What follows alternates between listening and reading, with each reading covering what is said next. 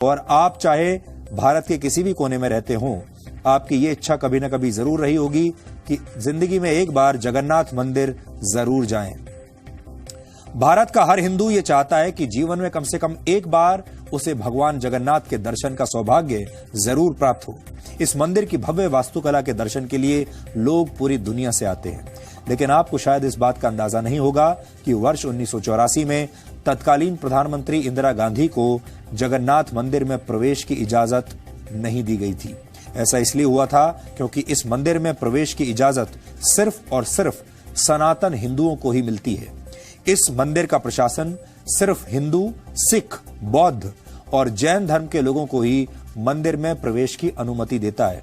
इसके अलावा दूसरे धर्म के लोगों और विदेशी लोगों के प्रवेश पर सदियों पुराना प्रतिबंध लगा हुआ है और इसीलिए आप अंदाजा लगाइए कि भारत की तत्कालीन प्रधानमंत्री को भी इस मंदिर में अंदर प्रवेश करने की इजाजत नहीं दी गई। यानी भारत का प्रधानमंत्री भी अगर हिंदू नहीं है तो वो इस मंदिर में प्रवेश नहीं कर सकता। जगन्नाथ मंदिर के पुजारियों और सेवायतों के मुताबिक इंदिरा गांधी हिंदू नहीं बल्कि पारसी हैं, इसलिए उन्हें 1984 में इस मंदिर में प्रवेश की अनुमति नहीं दी गई थी। मंदिर के प्रबंधकों के मुताबिक इंदिरा गांधी का विवाह एक पारसी फिरोज जहांगीर गांधी से हुआ था, इसलिए विवाह के बाद वो तकनीकी रूप से हिंदू नहीं रही और इसी वजह से उन्हें जगन्नाथ मंदिर में प्रवेश नहीं दिया गया। आपको याद होगा, इसी वर्ष जनवरी के महीने में जी न्यूज ने उत्तर प्रदेश के प्रयागराज से एक ऐतिहासिक ग्राउंड रिपोर्ट की थी। जी न्यूज ने पहली बार पूरे देश को प्रयागराज के एक पारसी कब्रिस्तान में मौजूद फिरोज जहांगीर गांधी के कब्र की तस्वीरें दिखाई थी। हमने ये रिपोर्ट इसलिए की थी क्योंकि इंदिरा गांधी, राजीव गांधी, राहुल गांधी और प्रियंका गांधी वाड्रा को गांधी सरनेम पंडित जवाहरलाल नेहरू से नहीं बल्कि फिरोज गांधी से मिला था। लेकिन इसके बाद भी फिरोज गांधी को कांग्रेस पार्टी की तरफ से वो सम्मान नहीं दिया गया, गांधी परिवार की तरफ से वो सम्मान नहीं दिया गया जो इंदिरा गांधी और राजीव गांधी को मिला और आज राहुल और प्रियंका गांधी वाड्रा को मिल रहा है। प्रयागराज में गांधी परिवार के पारसी कनेक्शन की दूसरी कड़ी प्रयागराज से 1000 किलोमीटर दूर जगन्नाथपुरी से जुड़ी है। जगन्नाथपुरी के सेवायतों और मंदिर से जुड़े प्रबंधकों ने जी न्यूज को बताया कि इंदिरा गांधी को गैर हिंदू मानते हुए मंदिर में प्रवेश की इजाजत तब नहीं दी गई थी। इंदिरा गांधी के बाद गांधी परिवार का कोई भी सदस्य जगन्नाथ मंदिर में प्रवेश की हिम्मत इसके बाद जुटा नहीं पाया। कांग्रेस पार्टी के अध्यक्ष राहुल गांधी ने अपनी सॉफ्ट हिंदुत्व वाली राजनीति को ऊर्जा देने के लिए केदारनाथ के दर्शन किए और कैलाश मानसरोवर की यात्रा भी की।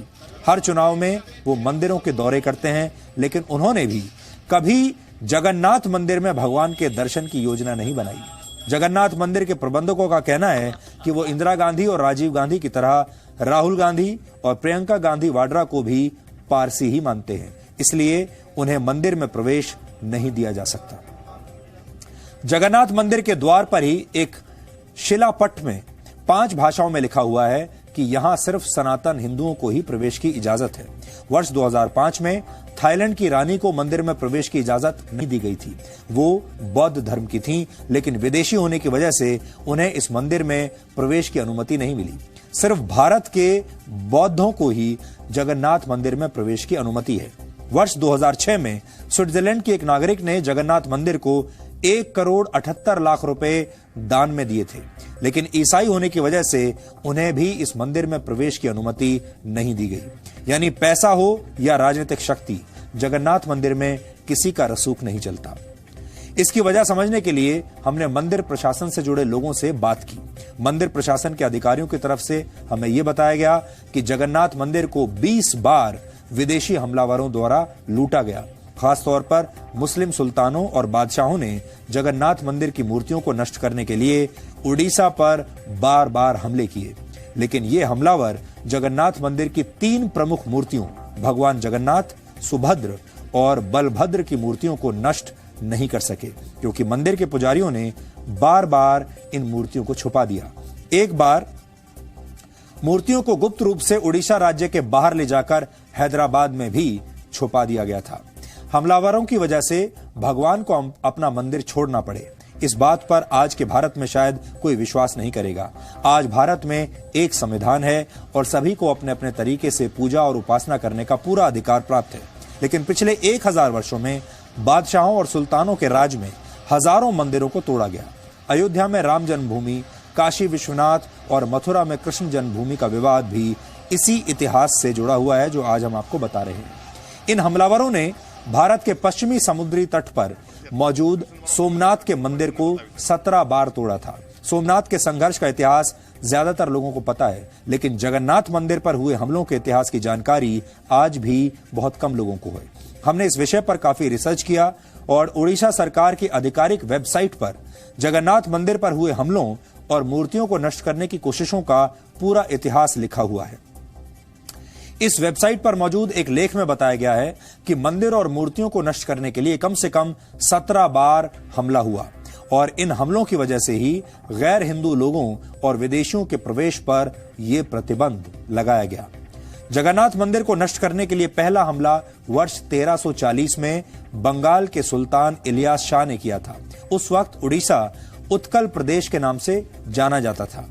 उत्कल साम्राज्य के राजा नरसिंह देव तृतीय ने सुल्तान इलियास शाह से युद्ध किया। बंगाल के सुल्तान इलियास शाह के सैनिकों ने इस मंदिर के परिसर में बहुत खून बहाया और निर्दोष लोगों की हत्याएं की, लेकिन राजा नरसिंह देव जगन्नाथ मंदिर की मूर्तियों को बचाने में सफल रहे क्योंकि उनके आदेश पर इन मूर्तियों को छुपा दिया गया। इसके बाद वर्ष 1360 में दिल्ली के सुल्तान फिरोज शाह तुगलक ने जगन्नाथ मंदिर पर दूसरा हमला किया। तीसरा हमला वर्ष 1509 में बंगाल के सुल्तान अलाउद्दीन हुसैन शाह के कमांडर इस्माइल गाजी ने किया। उस वक्त उड़ीसा पर सूर्यवंशी राजा प्रताप रुद्रदेव का राज था। इस हमले की खबर मिलते ही पुजारियों ने मूर्तियों को मंदिर से दूर ले जाकर बंगाल की खाड़ी में मौजूद चिलिका लेक के द्वीपों में छुपा दिया।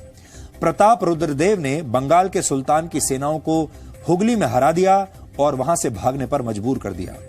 इसके बाद वर्ष 1568 में जगन्नाथ मंदिर पर सबसे बड़ा हमला हुआ। यह हमला काला पहाड़ नाम के एक अफगान हमलावर ने किया था। इस हमले से पहले ही एक बार फिर मूर्तियों को चिलिका लेक के एक द्वीप में छुपा दिया गया, लेकिन फिर भी हमलावरों ने मंदिर की कुछ अन्य मूर्तियों को नष्ट कर दिया। इस हमले में जगन्नाथ मंदिर की वास्तुकला को काफी नुकसान पहुंचा था। यह साल उड़ीसा के इतिहास में निर्णायक रहा। इस साल के युद्ध के बाद उड़ीसा सीधे इस्लामिक शासन के तहत आ गया। इसके बाद वर्ष 1592, 1601, 1611, फिर 1617, 1621 और फिर वर्ष 1641 में भी इस मंदिर पर हमले हुए। इस दौरान मूर्तियों को बचाने के लिए पुजारियों ने नाव के जरिए नदी के रास्ते से भागकर मूर्तियों को छोटे मोटे गांवों में छुपाया।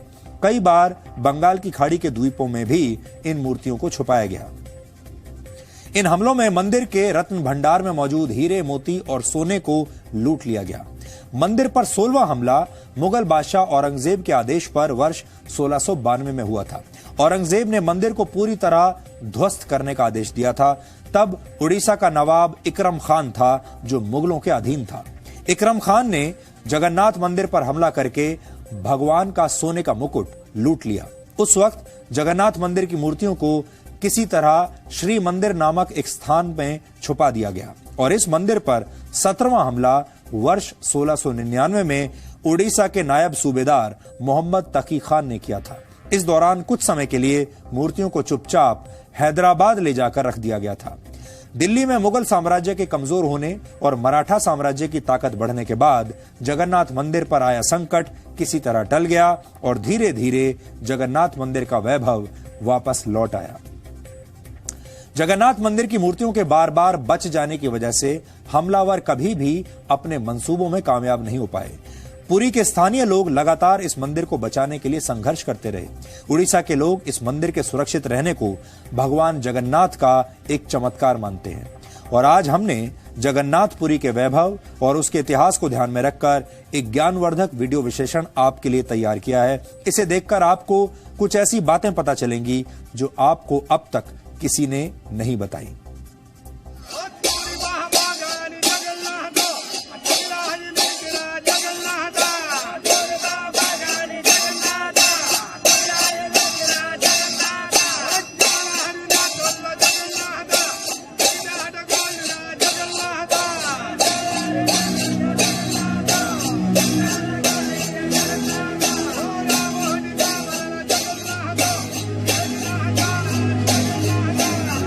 भारत के 4 धामों में एक है जगन्नाथ मंदिर।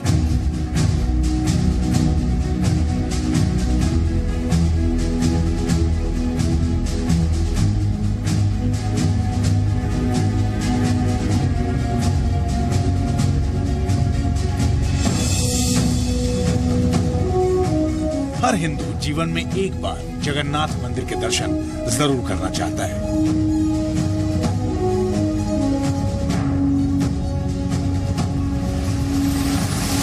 इस मंदिर के दर्शन करने के लिए लोग पूरी दुनिया से आते हैं।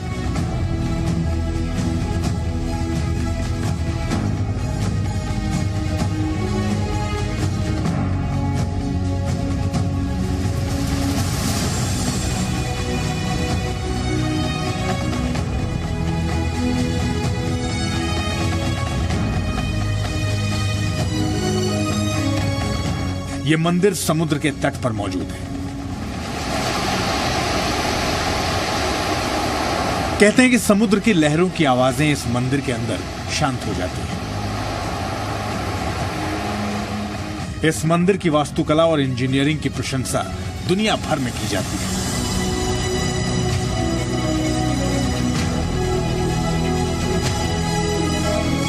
यह मंदिर भारत की धरोहर है, लेकिन इस मंदिर में प्रवेश के लिए किसी व्यक्ति का हिंदू होना अनिवार्य है। वर्ष 1984 में यहां भारत की प्रधानमंत्री इंदिरा गांधी को भी प्रवेश नहीं मिल सका था।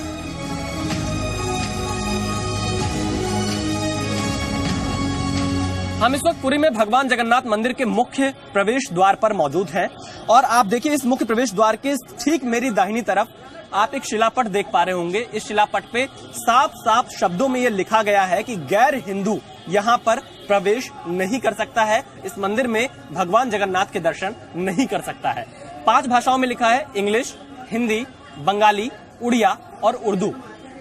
इसमें लिखा है none but orthodox Hindus are allowed, मतलब कि कोई और नहीं, सिर्फ और सिर्फ सनातनी हिंदू ही इस मंदिर में प्रवेश कर सकता है। इसके साथ ही साथ किसी भी समुदाय के, किसी भी धर्म के व्यक्ति का इस मंदिर में प्रवेश निषेध है। क्योंकि इंदिरा गांधी हिंदू परिवार के है, नेहरू की लड़की है, परंतु वो दूसरी धर्म को पति को शादी किया है, तो उसी परंपरा को चले गए, इसी धर्म को चले गए। वो हमारा सनातन धर्म की मनुसंहिता आदि सब शास्त्र की विचारधारा है। एक लड़की अपने लड़के के घर को जब चले जाते हैं तो लड़के के घर की इनका परंपरा कुल गोत्र को परिवर्तित हो जाता है।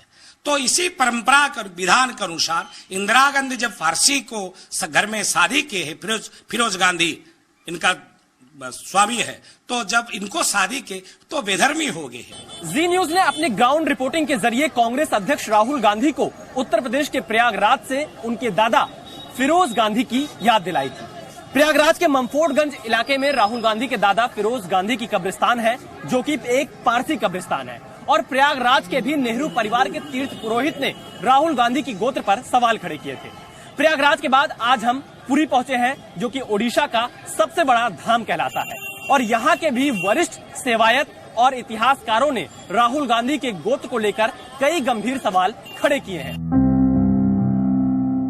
जगन्नाथ मंदिर के प्रबंधन का कहना है कि वो राहुल गांधी और प्रियंका गांधी को भी मंदिर में प्रवेश नहीं देंगे, क्योंकि वो उन्हें हिंदू नहीं मानते हैं।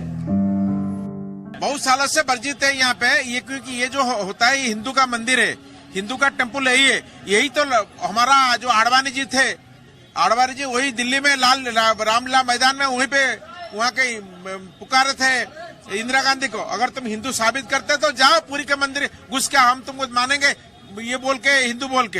हिंदू धर्म का मंदिर है, जो कि ये मंदिर में जो पहले से रिवाज है केवल हिंदू लोग ही मंदिर को जा सकते हैं।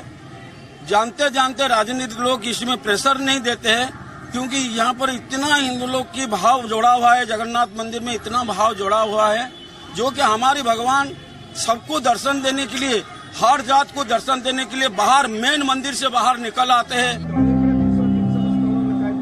मंदिर के प्रबंधन से जुड़े लोगों का ये मानना है कि जगन्नाथ मंदिर को लूटने और मूर्तियों को अपवित्र करने के लिए हुए हमलों की वजह से मंदिर में गैर हिंदुओं को प्रवेश दिए जाने की इजाजत नहीं है। कड़ा पहाड़ नाम के एक बड़े आक्रमणकारी आए थे, जो जगन्नाथ महाप्रभु को विग्रहों को आग लगा करके रास्ता में घींच घींच कर लेकर गए थे। तो इसी प्रकार का जो प्रकार दुर्दीन जो आक्रमण है, जो संघाती आक्रमण है, इसी आक्रमण को रक्षा करने के लिए जगन्नाथ महाप्रभु अपने अपने स्वयं अपने को अपने रक्षा किया। कहा जाता है कि यहाँ के स्थानीय लोगों ने मंदिर को बचाने के लिए सदियों तक संघर्ष किया। मंदिर प्रशासन का कहना है कि गैर हिंदू भी जगन्नाथ की यात्रा के दौरान बाहर से भगवान के दर्शन कर सकते हैं।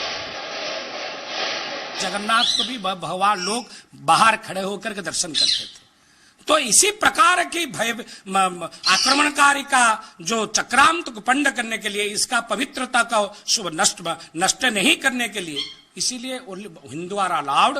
और जगन्नाथ महाप्रभु इसीलिए मंदिर से बाहर को, भारतवर्ष में जितने मंदिर है, जितने उपासना देवता है, मूल विग्रह मंदिर छोड़ करके बाहर नहीं आते हैं। और जगन्नाथ महाप्रभु इसीलिए आते हैं जो मंदिर के अंदर नहीं जा सकते हैं, क्रिश्चियन हो, हिंदू हो, मुस्लिम हो, बहाई हो, जो धर्म बाहर दर्शन, वो जगन्नाथ महाप्रभु को बाहर में दर्शन करके सारे दर्शन फल प्राप्त होते हैं। मंदिर से जुड़े इतिहास का अध्ययन करने वालों का दावा है कि हमलों की वजह से 144 वर्षों तक भगवान जगन्नाथ को मंदिर से दूर रहना पड़ा। इस मंदिर के संघर्ष की कहानी भारत के महान पूर्वजों की त्याग, तपस्या और बलिदान की भी कहानी है।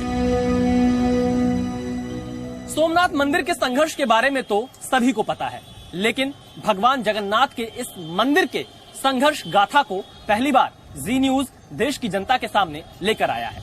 इस मंदिर के संघर्ष की कहानी को भारत के संघर्ष का इतिहास भी कहा जा सकता है और सनातन परंपरा का गौरव भी। इस मंदिर की सबसे बड़ी बात यह है कि एक तरफ जहां अयोध्या, काशी और मथुरा जैसे हिंदुओं के धार्मिक स्थल को विवादित बना दिया गया, तो वहीं दूसरी तरफ यह मंदिर आज भी सुरक्षित है और भारतीय एकता का और भारतीय धर्म का सबसे बड़ा प्रतीक भी है। स्थानीय लोग इसे भगवान जगन्नाथ का चमत्कार भी कहते हैं।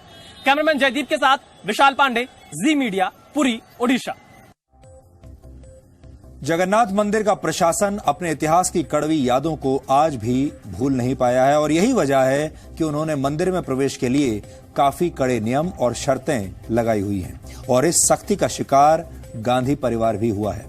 वैसे गांधी परिवार के धर्म को लेकर आपत्ति सिर्फ भारत ही नहीं बल्कि नेपाल में भी उठ चुकी है। वर्ष 1988 में नेपाल के पशुपतिनाथ मंदिर के प्रबंधन ने सोनिया गांधी को मंदिर में प्रवेश की इजाजत नहीं दी थी। सोनिया गांधी आज यूपीए की चेयरपर्सन है। 10 वर्ष तक उन्होंने सुपर प्राइम मिनिस्टर की तरह देश पर राज किया। वो भारत के पूर्व प्रधानमंत्री राजीव गांधी की पत्नी है, लेकिन उनके धर्म की वजह से उन्हें नेपाल के पशुपतिनाथ मंदिर में भी प्रवेश की इजाजत नहीं मिल पाई थी।